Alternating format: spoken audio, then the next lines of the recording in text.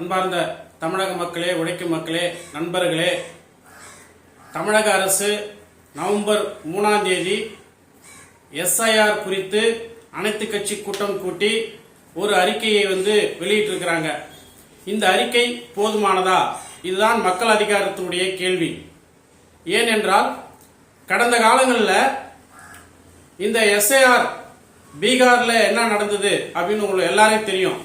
65 லட்சம் வாக்காளர்களை அந்த வாக்களிக்கும் உரிமையை பறித்தது. இது ராகுல் காந்தியும் அம்பலப்படுத்தினார். இது உலகம் முழுக்கும் பேசும் பொருளா ஆனது. ஆனால் இந்த வாக்கு திருட்டுக்கு உடந்தையாக யார் இருந்தது அப்படின்னு பார்த்தீங்கன்னா தேர்தல் ஆணையம். அப்போ தேர்தல் ஆணையமும் பிஜேபியும் வெவ்வேறா அப்படின்னா வெவ்வேறு இல்லை.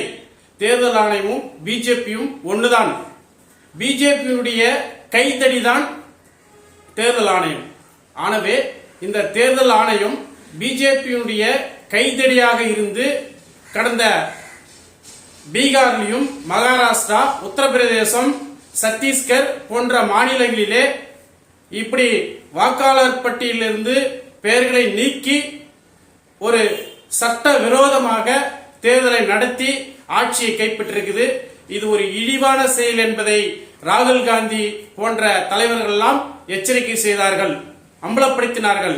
இன்றைய செய்தியும் பார்த்தீங்கன்னா மகாராஷ்டிராவில் 25 லட்சத்திற்கும் மேற்பட்ட வாக்குகளை திருடப்பட்டுள்ளது பிஜேபி அப்படின்னு இன்னைக்கு வெளிப்படுத்திருக்கிறார். ஆகவே இந்தியா கூட்டணியுடைய நோக்கம் என்ன அப்படின்னு கேட்டீங்கன்னா, இப்படி வாக்கு திருட்டை மட்டும் அம்பலப்படுத்தினால் போதாது. ஆகவே ஒரு குறைந்தபட்ச செயல் திட்டத்தை வகுத்து நாடு முழுக்க பாசிசத்தை வீழ்த்த என்ன திட்டம் கையில் இருக்கிறது என்பதுதான் மக்கள் அதிகாரத்துடைய கேள்வியாக நாம் கேட்கிறோம்.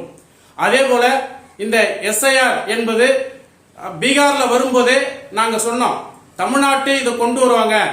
ஏன் என்றால் பிஜேபி நேர்மையாக மக்களிடம் மக்களுடைய பிரச்சனைக்காக, மக்களுடைய வாழ்வாதாரத்தை உயர்த்துவதற்காக, விவசாயிகளுடைய பிரச்சனைக்காக, தொழிலாளர்களுடைய பிரச்சனைக்காக கடந்த 10 ஆண்டுகளுக்கு மேலாக மோடி அரசு எந்த விதமான மக்கள் சேவையும் மக்கள் பற்றும் இல்லாம எந்த விதமான அடிப்படை வசதியும் செய்யவில்லை. அதை சொல்லி ஓட்டு கேட்க முடியாது. ஆகவால் குறுக்கு வழியில எப்படியாவது ஆட்சியை பிடிக்கணும் அப்படின்றதான் இப்போ தேர்தலில் வாக்காளர் பெயர்களை நீக்கிவிட்டு இப்படி தேர்தல் திருட்டிலே கள்ளத்தனமாக தேர்தல் ஆணையமும் பிஜேபியும் ஈடுபடுகிறது என்பதுதான் எங்களுடைய குற்றச்சாட்டு. குறிப்பாக தேர்தல் ஆணையம் நடத்தக்கூடிய இந்த வாக்காளர் பட்டியல் திருத்தம் என்பதை கடந்த உச்சநீதிமன்றத்திலேயே இது வழக்காக கொண்டு போகும்போது உச்சநீதிமன்றம் கேள்வி மட்டும்தான் கேட்டது. ஆனால் அந்த உச்சநீதிமன்றம் தேர்தல் ஆணையத்தை எந்த விதமான இதுவும் கேட்கல. கேள்வி கேட்கறதோட சரி நிப்பாட்டிச்சுங்க. அதனால இந்த உச்ச நீதிமன்றத்தை நம்புவது சரியில்லை என்பது நாங்கள் சொல்கிறோம். ஏனென்றால் இந்த உச்ச நீதிமன்றம் அதே போல பாத்தீங்கன்னா தேர்தல் ஆணையம், இடி, ஐடி, நீதித்துறை அனைத்துமே இன்னைக்கு காவி பாசிசமாக மாறி இருக்கிறது. இன்னைக்கு பிஜேபி, ஆர்எஸ்எஸ் சங்கிகள் இந்த துறை அனைத்தையும் தங்களுடைய கைப்பாதையாக பாசிசமாக ஆக்கி வச்சிருக்கிறாங்க. அதனால இதை நம்பி எந்த பலனும் இல்லை. ஆகவே தமிழகத்தில் இருக்கக்கூடிய இன்னைக்கு 12 மாநிலங்கள், தமிழகம், கேரளா இப்படி போன்ற 12 மாநிலங்களிலே தேர்தல் கொண்டு வரப்பட்ட போக இருக்கிறது.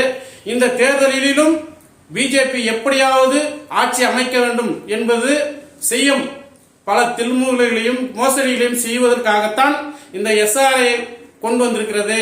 இந்த எஸ்ஐஆர் தமிழகத்தில் மக்கள் அனுமதிக்க கூடாது. குறிப்பாக தமிழக அரசு, ஸ்டாலின் அரசு 49 கட்சிகளை கூட்டி அறிக்கையை வெளியிட்டிருக்கிறார்.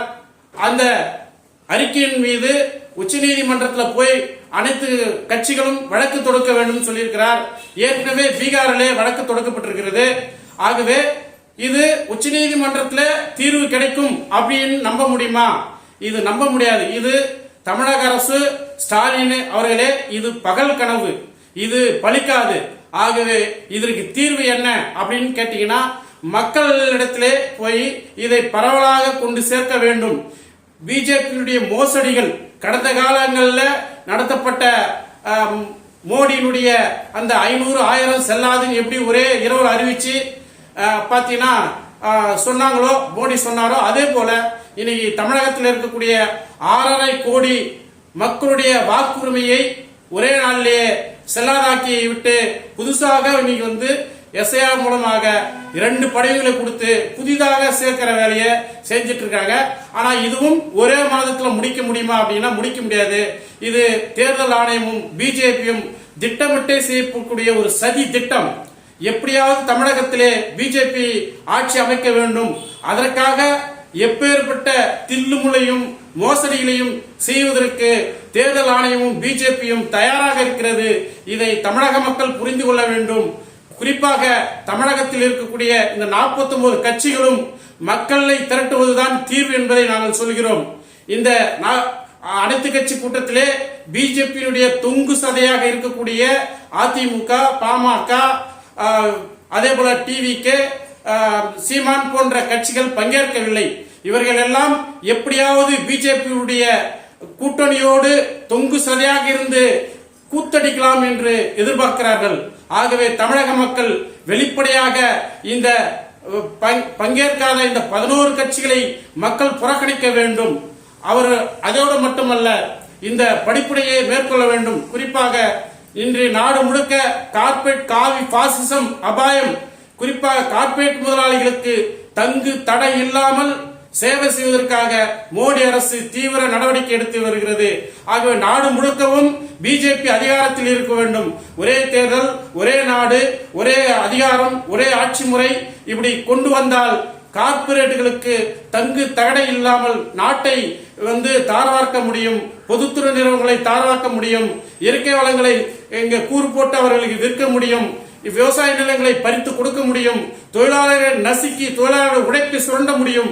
இப்படி இதுக்காகத்தான் இன்னைக்கு நாடு முழுக்க தேர்தலிலே தில்லுமுழு செய்து இந்த அதிகாரத்தை கைப்பற்ற மோடி அரசு துடிக்கிறது. இது ஒருபோதும் உழைக்கும் மக்கள், தொழிலாளர்கள் இதை அனுமதிக்க கூடாது.